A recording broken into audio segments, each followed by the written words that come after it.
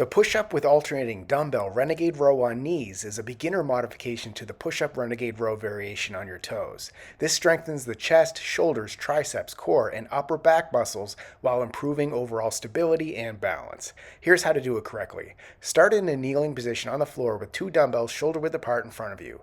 Grip a dumbbell with each hand, then get into a modified push-up position with your knees on the floor. Your hands should be gripping the dumbbells directly under your shoulders. Keep your body in a straight line from your head to your knees.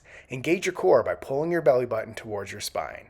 Ensure your back is flat and your hips are not sagging or piking up in the air. Inhale, then complete a push-up on knees by bending your elbows and lower your chest towards the floor, keeping your elbows close to your body. Lower yourself until your chest is just above the floor, then exhale as you push your hands through the dumbbell handles to extend your arms and return to the starting position.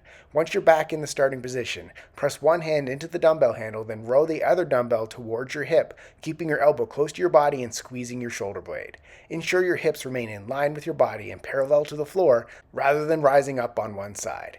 Lower the dumbbell back to the floor with control, then complete another push-up. This time, press your other hand into the dumbbell handle, then row the opposite dumbbell towards your hip, then lower the dumbbell back to the floor with control. That's one rep. Continue alternating sides for time or reps. Subscribe to get a new exercise video demo every day.